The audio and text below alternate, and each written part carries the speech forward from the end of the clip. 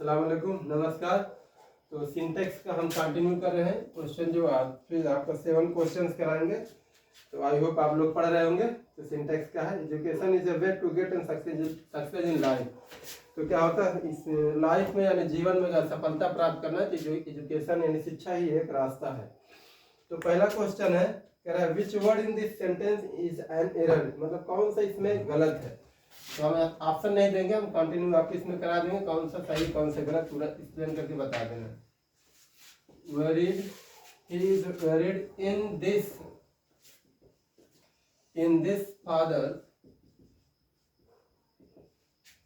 Fathers illness मतलब होता है बीमारी। ही इज वरीड बहुत चिंता था किसके बारे में, यानी पिता की बीमारी के बारे में। इन यहाँ पे प्रीपोजिशन ले लेगा, यहाँ पे आप इन काट के अबाउट का प्रयोग किया जाएगा। तो ऑप्शन इसमें आप कौन सा दिया है, तो फर्स्ट ही ऑप्शन गलत है। इन दिया, इन वाला काट के यहाँ पे अबाउट लगेगा, तो अबाउट का यूज किया जाएगा, तो यानी अबाउट। नेक्स्ट आपका क्या होगा, तीसरा, पहला फर्स्ट है दूसरा नंबर का। शीला स्पोक विथ her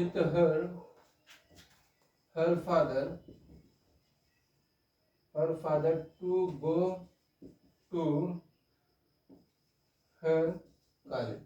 अब हिंदी यहाँ पे नहीं एक्सप्लेन करेंगे, सिर्फ आपको इसमें कौन सा करेक्ट है कौन सही है कौन गलत है, क्योंकि एग्जाम में यही पूछेगा, हिंदी इसको एक्सप्लेन करने के लिए एकदम नहीं आएगा। Sheela spoke with her father to go to her college, इसमें पूछ रहा है कौन सा ऑप्शन सही है। यहाँ पे टू का एक फ्रेज होता है, स्पोक टू होता है, स्पोक हर नहीं होता, तो यहाँ पे टू लगेगा, ये गलत है आपका। तीसरा क्वेश्चन क्या है, Deepu studies since 7 AM to 9 AM daily.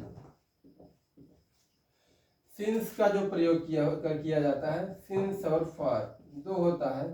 Since निश्चित समय के लिए किया जाता है, जब निश्चित समय रहता है तब से लेकर अब तक, यानी इसका मतलब होता है तब से लेकर अब तक पढ़ रहा है, कंटिन्यू कर रहा है। और फॉर मतलब होता है के लिए, फॉर का प्रयोग क्या होता है, अनिश्चित के लिए किया जाता है, यानी फिक्स टाइम के लिए, अनिश्चित के लिए किया जाता है। तो यहाँ पे जो दीपू क्या कर रहा है, स्टडी कर रहा है 7 AM to 9 PM daily.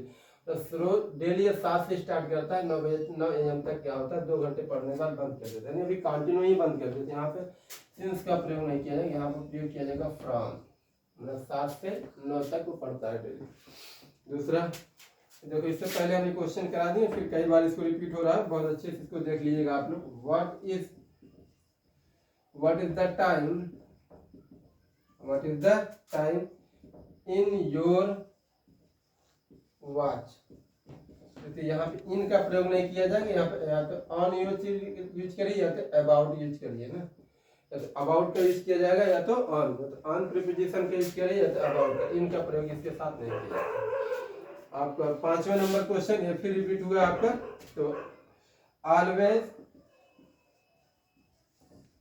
Speak और ट्रूथ, तो हम बता दें ट्रूथ, आ का प्रयोग जो आर्टिकल ए का प्रयोग किया गया, आ का प्रयोग नहीं किया जाएगा, यहाँ पर आर्टिकल द का प्रयोग किया जाएगा, क्योंकि सत्य बोलना क्या होता है, एक निश्चित है, एक निश्चित क्या होता है, सत्य बोलना एक प्रकार का निश्चित है।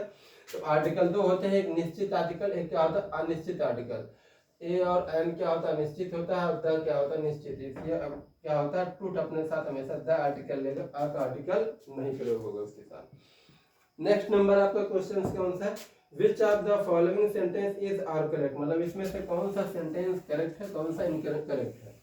तो ऑप्शन इसमें दिया अलग अलग, तो हम चारों सेंटेंस को एक्सप्लेन कर दे रहे हैं अच्छे से, जो आपको समझ में आ जाए, किसी भी तरह से आपको कंफ्यूजन ना हो। तो mister Bhatia is our English teacher। Mister Bhatia क्या है, हमारे इंग्लिश टीचर है। ये आपका बिल्कुल क्या होता है, करेक्ट है, तो पहले नंबर आपका करेक्ट हो गया। ये दूसरा आपका क्या दिया है, B, he is very miser. देखो माइजर यहाँ नहीं हो, माइजरली प्रयोग किया जाएगा तो ये सेंटेंस आपका रॉन्ग हो गया। सी क्या दिया है, देयर इज नो अदर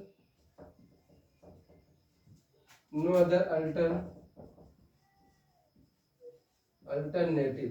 तो अल्टरनेटिव मतलब वैकल्पिक होता है। अल्टरनेटिव का प्रयोग यहाँ पे नहीं किया जाएगा, यहाँ पे प्रयोग किया जाएगा ऑप्शन का।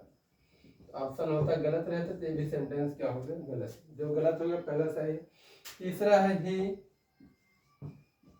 Made a blunder. ब्लंडर मतलब होता है गलती, तो आपका डी, ये भी आपका सेंटेंस यानी करेक्ट है। तो आपको कौन सा सही हुआ, ए और डी। ऑप्शन ए और डी पे जाइए जो इसमें दिया होगा ना। नेक्स्ट क्वेश्चन है आपका, which of the following sentence is are correct incorrect ना। इसमें देखिए नेक्स्ट क्या है, तो छठों नंबर पे देख लेते हैं क्या सही दिया है। तो छठों में दिया सिर्फ ओनली डे, तो ऑप्शन क्या ओनली डे दिया है जो इसमें, ये आपका गलत दिया है। तो इसमें क्या होगा, ए और डी दोनों सही होगा। तो ऑप्शन यानी किताब में गलत दिया है, सीरीज में गलत दिया है। तो 7वें नंबर के देखिए, he is a family man. पहला है he is a family man, आपका 7वां है। तो 7वें में ए भी करेक्ट है, पहला आपका सही है। देखो ए। बी में आते हैं, क्या दिया, वन मस्ट डू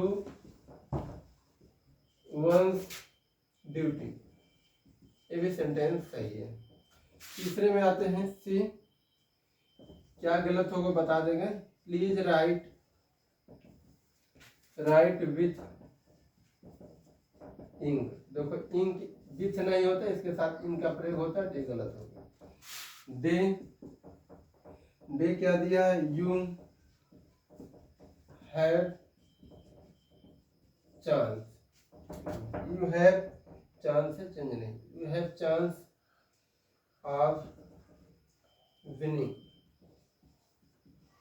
विन माने जितना तो विनिंग हो जाता है, मैंने जीत रहा।